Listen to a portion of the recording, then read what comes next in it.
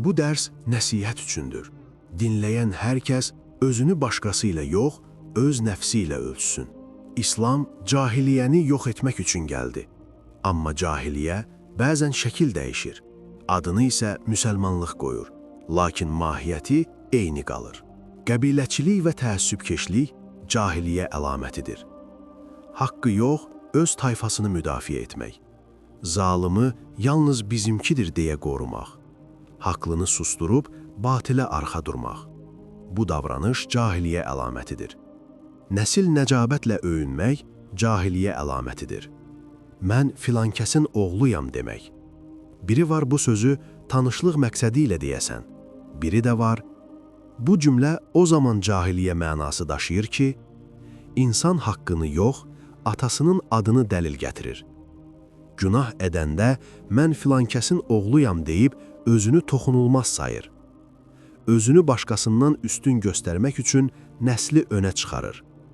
Hörməti imanla yox, soyla tələb edir. Yəni demək istəyir ki, mənim kim olduğumu bilmirsən, atam filankəsdir. Bu düşüncə təqvaya deyil, nəsilə güvənməkdir. Yəni soyu, adı, keçmişi iman ölçüsü saymaq.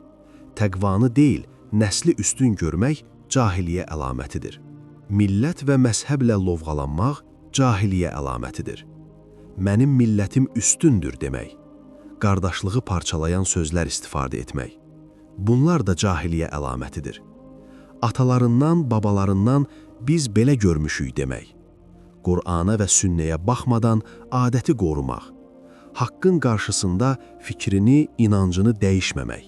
Bu, açıq-aşkar cahiliyyə əlamətidir. Qadını alçaltmaq cahiliyyə əlamətidir.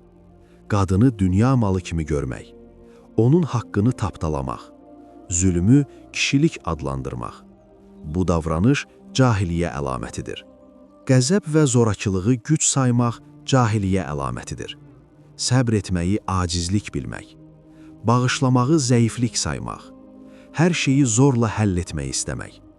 Bu da cahiliyyə əlamətidir.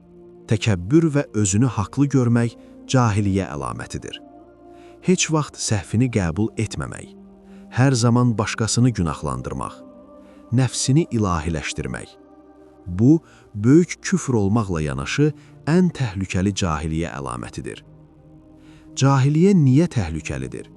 Çünki qəlbi korluyur, imanı zəiflədir, qardaşlığı məhv edir, zülmü adiləşdirir, tövbə qapısını bağlayır.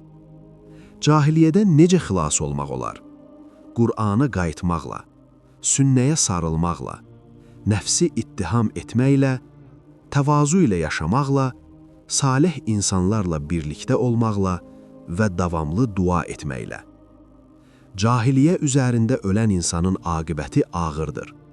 Haqqı görməz, batili haqq zənn edər, axirətdə peşman olar. Amma tövbə edilməmiş sonraki peşmanlıq ona fayda verməz.